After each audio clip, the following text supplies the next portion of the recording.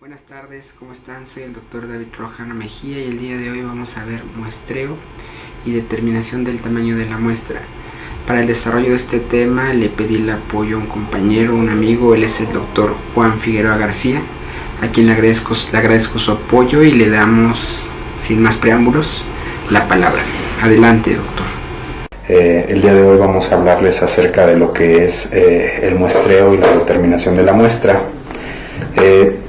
Antes de empezar, tenemos que definir qué es una muestra, tenemos que conceptualizar qué es una muestra.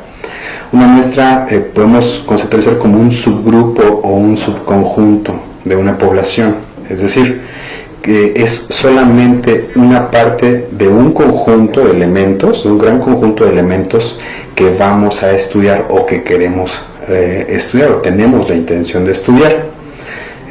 Como tal, por poner un ejemplo, si vamos a una escuela y queremos únicamente hacer un estudio, vamos a tener que elegir solamente a una parte de esa escuela, no vamos a elegir a todos los alumnos de esa escuela. ¿Esto para qué? Bueno, tiene diferentes intenciones.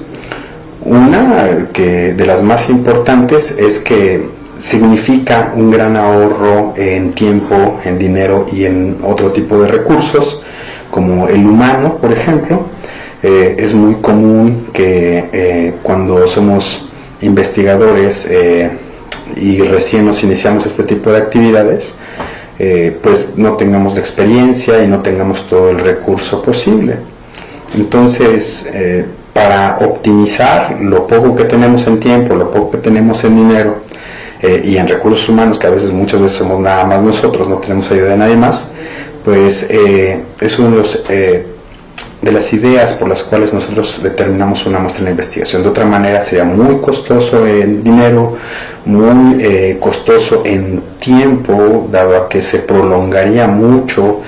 Con este mismo ejemplo de la escuela, nos prolongaríamos mucho en estudiar, no sé, los 500, 600, 1000 alumnos que tenga una escuela, a solamente estudiar un 10%, un 12%, un 15%, ¿no? Entonces, creo que obvia la parte por cual se tiene que determinar una muestra para el ahorro de recursos. Ahora, ¿para qué determinar una muestra de investigación? Pues bueno, debemos de considerar aquí un principio, y que ese principio se llama de representatividad.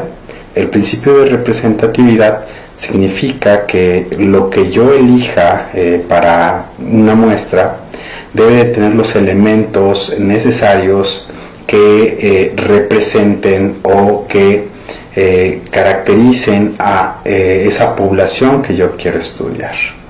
Entonces, eso es otro punto importante, otro concepto importante en la determinación de una muestra en investigación.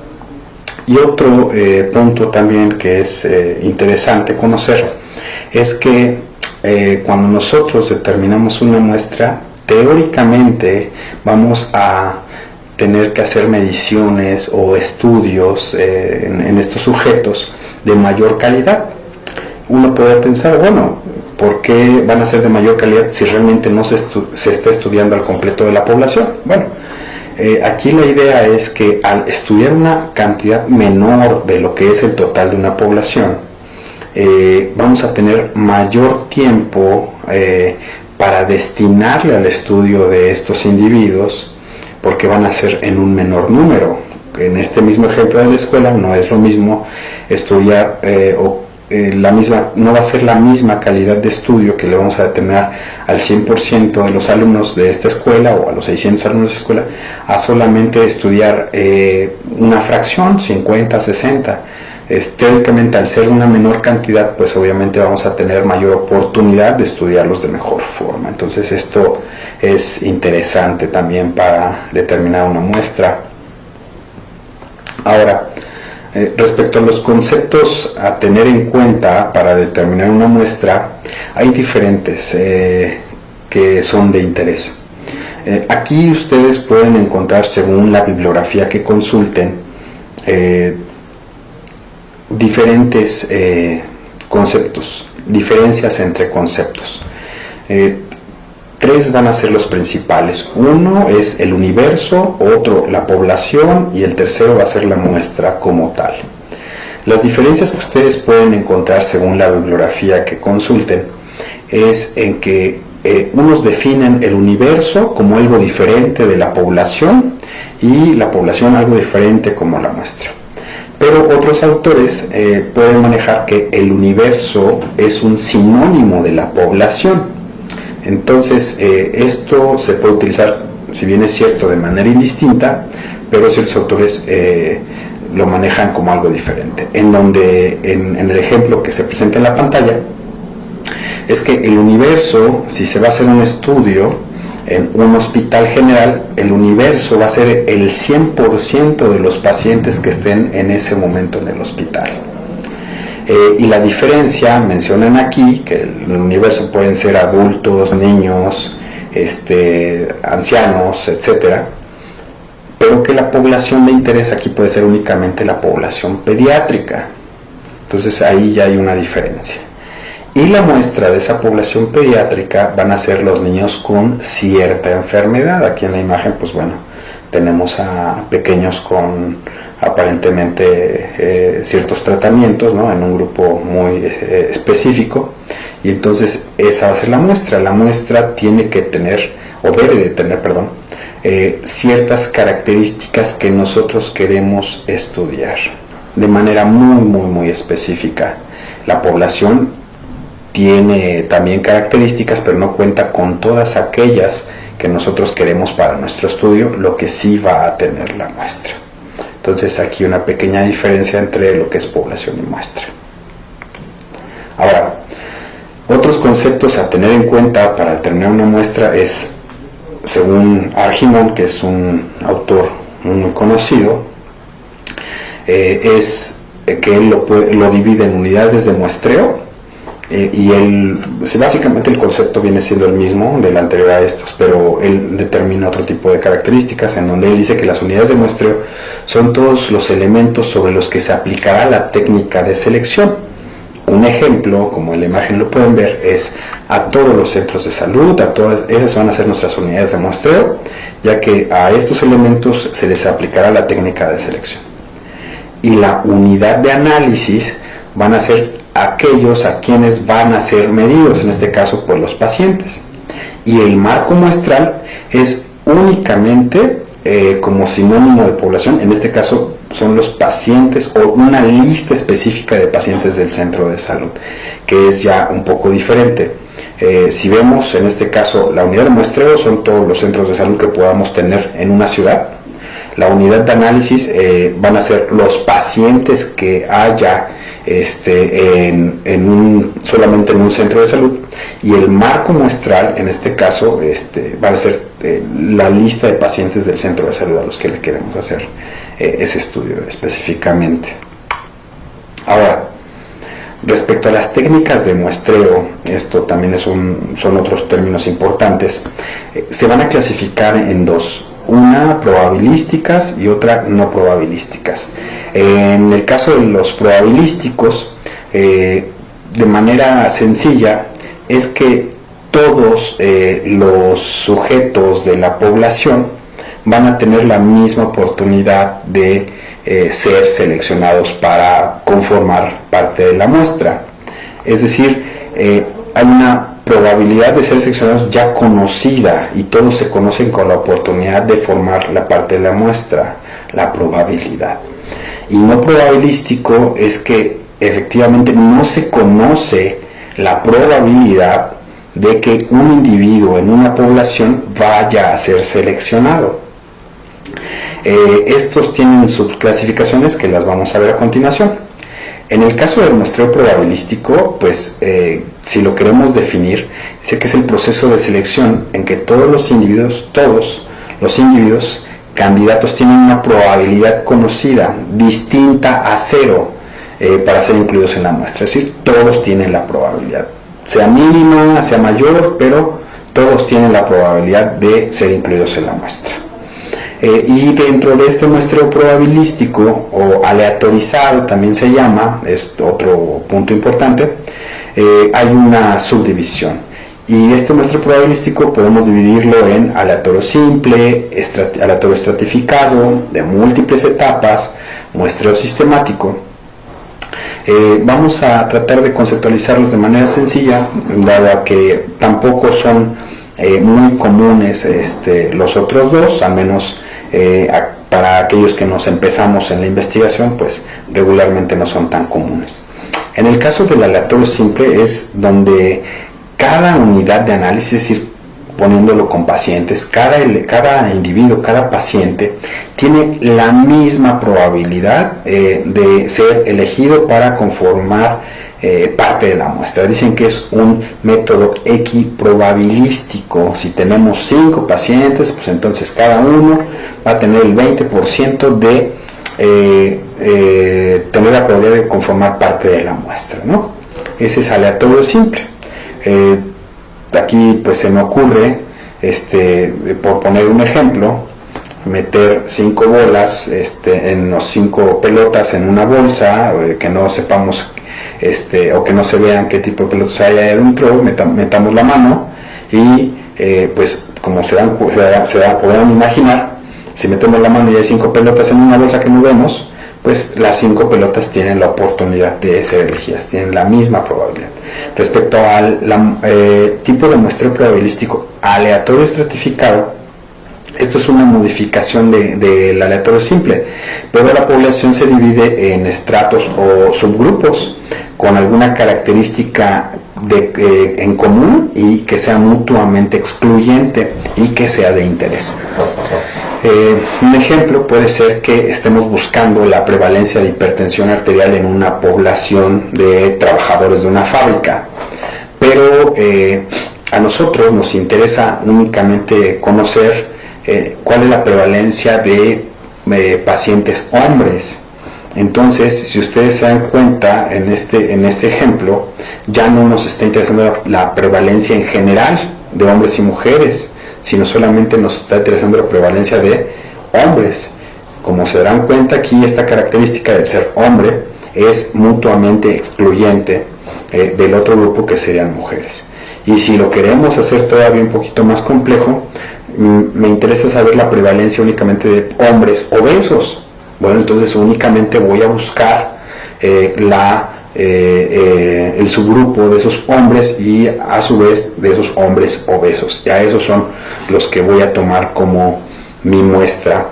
A estos hombres obesos les puedo aplicar un método de aleatorio simple para elección a su vez, y por eso es que decimos que es una modificación del aleatorio simple, pero que se aplica en subgrupos. Esto es importante.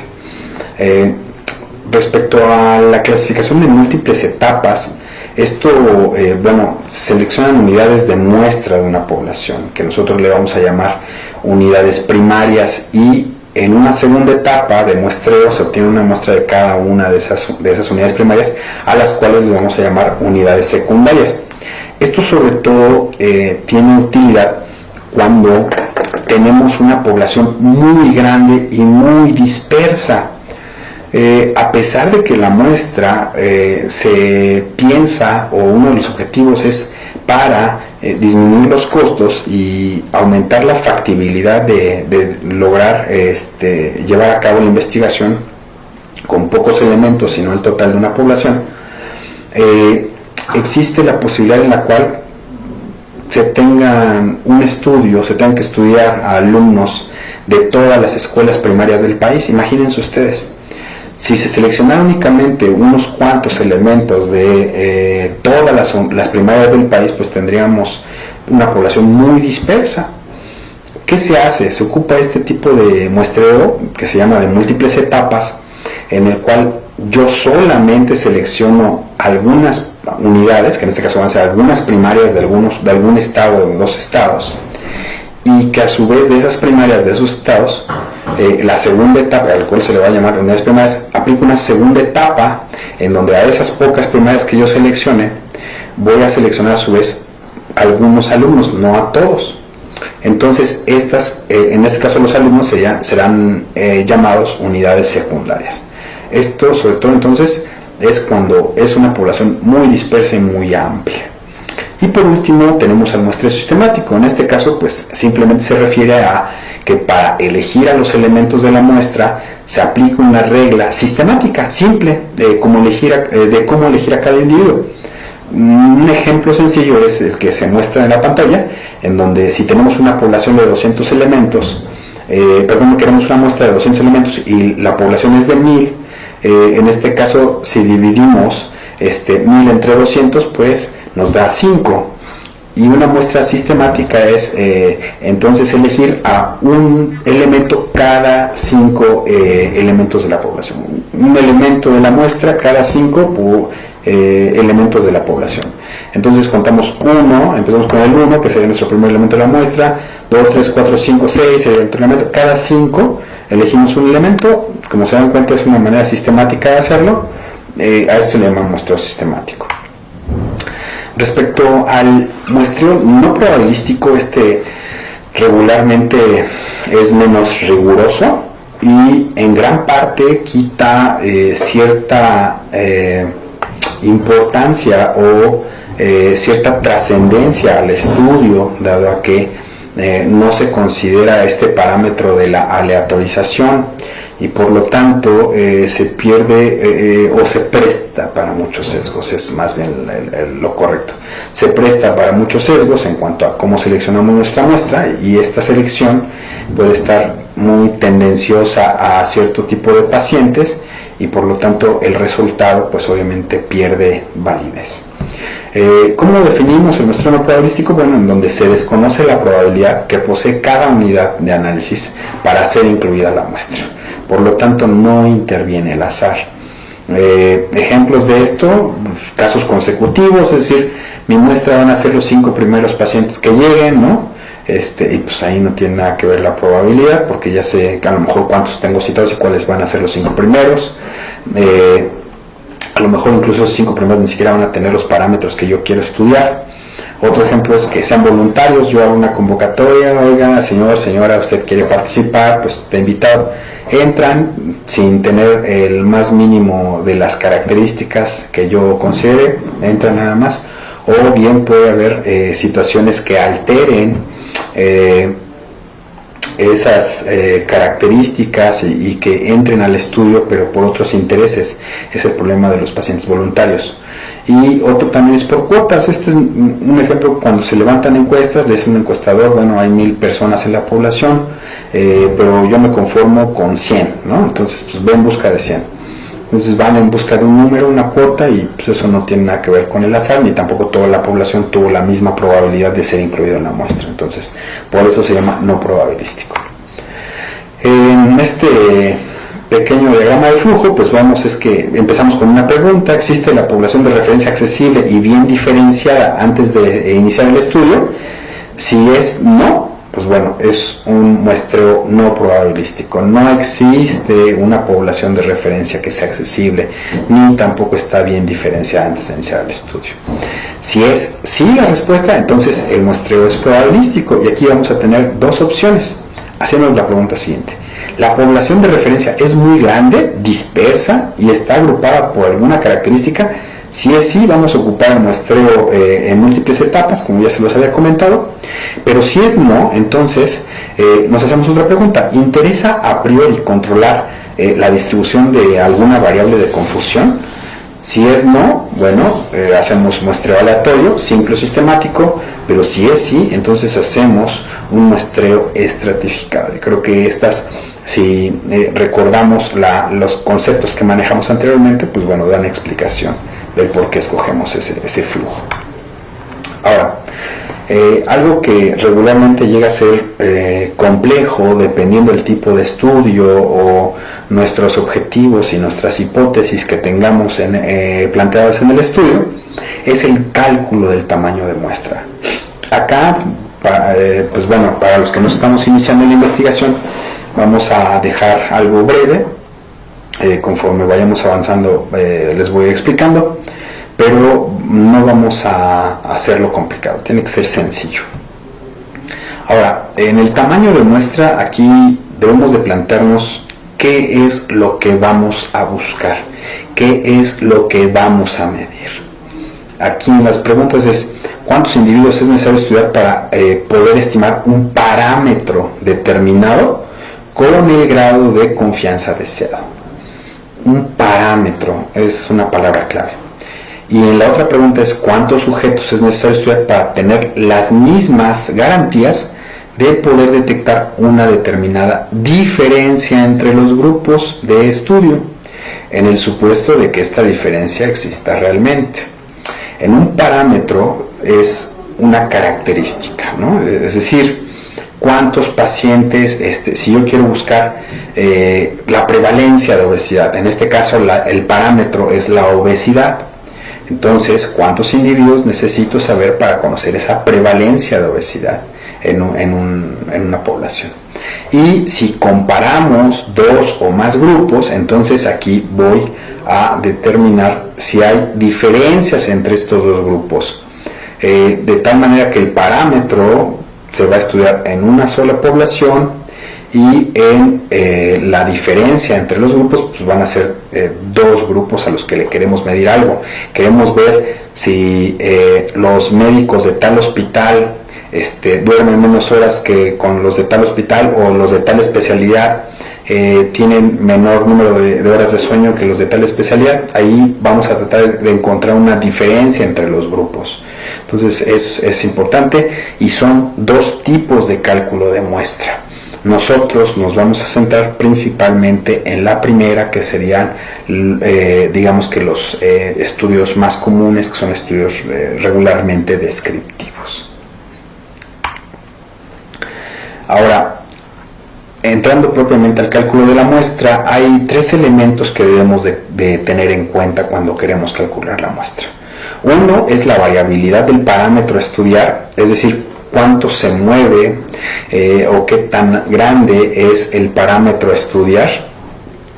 Y estos datos pues obviamente se van a dar solamente cuando tengamos datos cuantitativos, y se va a medir por la varianza. Y en cualitativos se va a medir por un producto de una fórmula para cálculo de la muestra. Se va a calcular de P entre 1 menos P, es decir, a un valor de P se le va a restar a uno se le va a restar el valor de esa P o del producto, y nos va a dar esa relación. El segundo punto, ahorita vamos a tocar más respecto a esto. El segundo punto es que vamos a considerar la precisión. ¿Qué tanta precisión quiero que tenga mi estudio?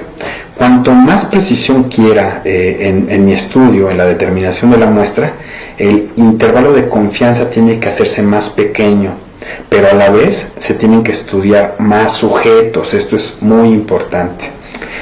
También ahorita vamos a comentar acerca de cuánto se recomienda en cada uno. Y el tercer elemento que hay que considerar para el tamaño de la muestra es el nivel de confianza.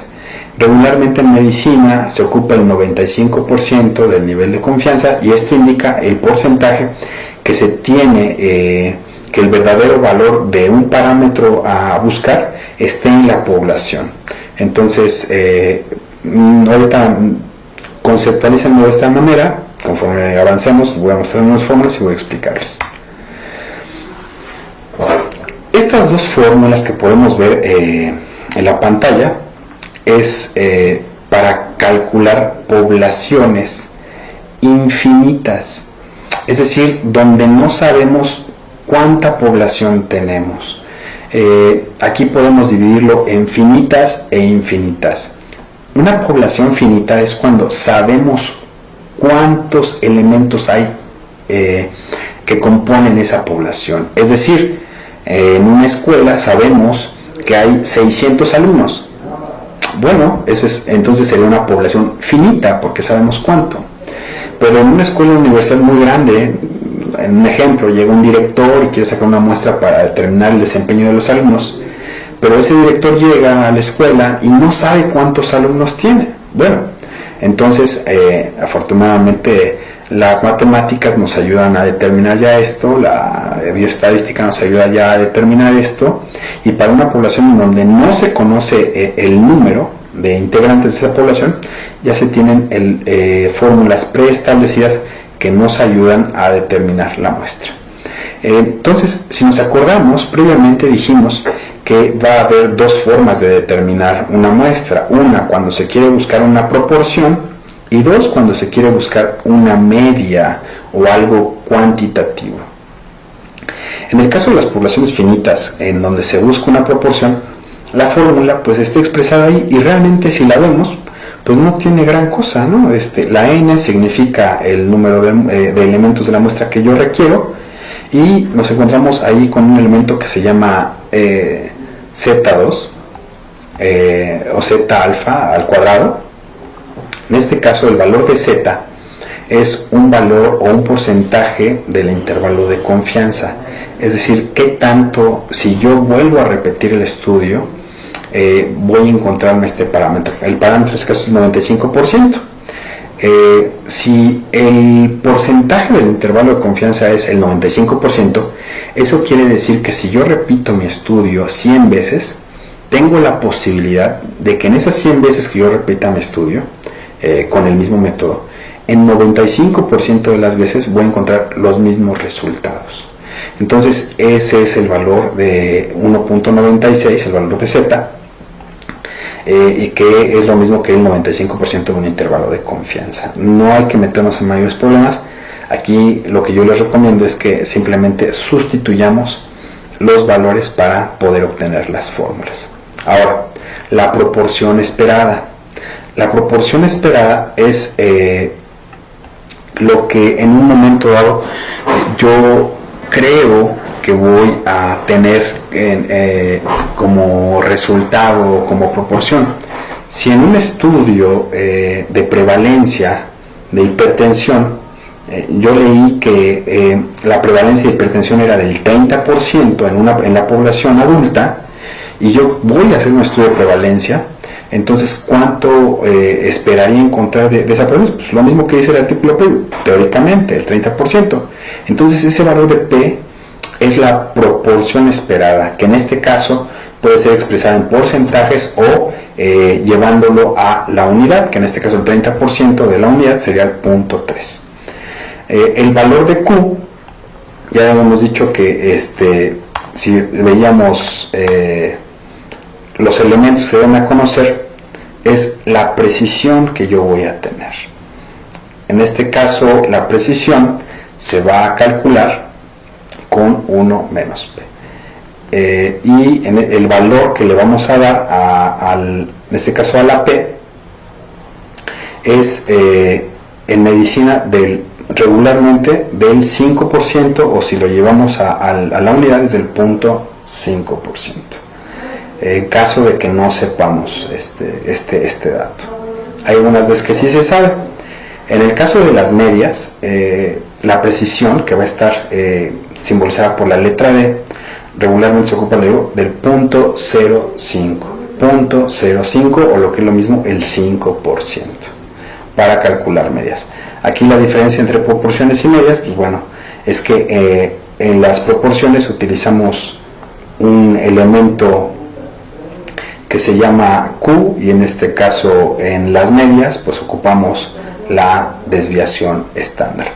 La desviación estándar debe de tomarse de estudios previos al que nosotros estemos planeando. Entonces es importante tomar este dato, que la desviación estándar la debemos de tomar de una referencia previa, ¿no? Ahora, respecto al cálculo de tamaño de muestra, pero de parámetros de poblaciones finitas, acuérdense que este cálculo de muestra es únicamente de parámetros, no de diferencia de grupos. Pero cuando sí conocemos el número de nuestra población, entonces aquí este cálculo de tamaño de muestra de parámetros va a ser de poblaciones finitas. Y otra vez vamos a tener de dos: calcular proporciones y calcular medias. En el caso de que sí conozcamos a nuestra población, vamos a ocupar este tipo de fórmulas. Igual aquí estas no tienen mucho chiste, simplemente sustituir los elementos de la fórmula. La n pues va a ser, la n mayúscula va a ser el total de la población, porque aquí sí la conocemos. Z al cuadrado va a ser el valor de 1.96 al cuadrado, que equivale al 95% del intervalo de confianza. La P va a ser la proporción esperada de ese estudio, que esta ya la debemos de conocer, y 1 menos P es el valor de Q, y en este caso vamos a tener, esto va a ayudar a tener la precisión, que la precisión, acordémonos, es el 0.05%. Entre mayor precisión tengamos, más grande se va a hacer esta muestra, y lo recomendable es 0.05%. ¿Por qué 0.05%? Bueno, porque el 0.05% es en cierta manera lo que nos va a determinar el error al calcular cierto parámetro o cierta media. Como se pueden dar cuenta, parece compleja la fórmula, pero teniendo en cuenta estos elementos, pues realmente ya no resulta compleja, simplemente se sustituyen. Lo único que sí tenemos que buscar es la proporción esperada en la bibliografía, únicamente, y el valor de la desviación estándar cuando queramos buscar algo, una media de una medida, ¿no? Por ejemplo, cuál es la media o el promedio del peso en cierto grupo de pacientes, ¿no?, enfermos de tal o cual situación. Si quiero buscar una media, pues bueno, tengo que buscar esos datos en la bibliografía, en estudios previos. Cuando se encuentra esto, pues bueno, simplemente se sustituye, y la fórmula creo que pues realmente no resulta tan difícil llevar a cabo. Respecto al cálculo del tamaño de muestra en comparación de dos grupos, esto sí es un poquito más complicado, pero lo podemos dividir de igual forma, proporciones y medias. Primero, la magnitud de la diferencia a detectar que tenga interés clínicamente relevante. Es algo a considerar cuando se quiere comparar dos grupos, es decir, el tamaño de la diferencia que queremos detectar. Tener una idea aproximada de los parámetros de la variable que se estudia.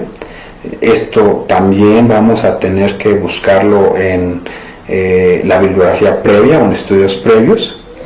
La seguridad del estudio, es decir, el riesgo de cometer un error, ya sea aleatorio o por el mismo investigador.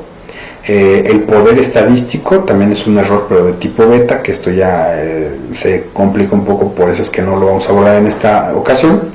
Pero ahí ya intervienen dos tipos de errores, el alfa y el beta, que son tomados en cuenta para nosotros poder hacer el cálculo del tamaño de muestra de comparación de grupos. Y el último elemento a considerar es definir si la hipótesis va a ser unilateral o bilateral. En este caso, una hipótesis unilateral es la que solamente espera un resultado, y la bilateral es la que espera dos resultados. Supongamos, ¿qué tantas probabilidades hay de que yo en un estudio encuentre un resultado positivo o negativo? Es decir,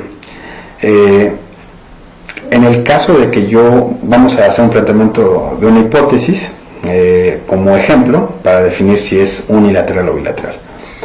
¿Cuándo es unilateral? Supongamos que yo voy a dar un tratamiento nuevo a un grupo de pacientes. Cuando yo espero que haya una diferencia, simplemente una diferencia, ya sea que les vaya mejor o que les vaya peor, yo no estoy estipulando eso, simplemente estoy diciendo que va a haber una diferencia o que se queden igual. Cuando estipulo que hay una diferencia, pues es unilateral. Simplemente estoy diciendo que va a haber una diferencia, no estoy diciendo si va a ser para bien o para mal. Y una bilateral sería eso, cuando yo espero una respuesta a darle este nuevo medicamento a un grupo de pacientes, que yo espero que haya mejoría por una parte, pero también espero que haya empeoramiento de los síntomas al tomar este medicamento. Entonces, aquí esto ya sería una hipótesis de tipo bilateral. Como se dan cuenta, ya aquí se introducen más elementos para poder determinar el tamaño de muestra y es un poco más complejo, pero eso quizás se pueda tocar en una charla más adelante. Respecto a la bibliografía, acá les dejo primero uno de los libros que para metodología de la investigación es uno de los más sencillos, a mi parecer. Es de Argimon y se llama Métodos de Investigación Clínica Epidemiológica, y arriba les dejo una dirección que nos da una calculadora para poder determinar la muestra. En esta calculadora ustedes únicamente tienen que meter los elementos, está en Excel, tienen que meter los elementos primero identificar el tipo de muestra que quieren, y ya que identificaron si es para proporciones o medias, para una sola media o para una sola proporción, tienen que introducir ahora sí los elementos, y por arte de magia les da el resultado de la muestra que requerimos para nuestro estudio. También aquí se encuentra digamos que las fórmulas para poder encontrar diferencias entre grupos, pero esto ya lo veremos más adelante. Les dejo la dirección, es un portal que se llama fisterra.com, pero la dirección completa está en la pantalla para que podamos entrar ahí está el calculador de muestra. Si tienen algún tipo de pregunta, pues bueno, no duden en hacerla. Nosotros vamos aprendiendo día a día. Si podemos hacer algún tipo de aclaración o podemos colaborar de alguna forma, con todo gusto. Mi nombre es Juan Figueroa y nos estamos viendo en otra ocasión.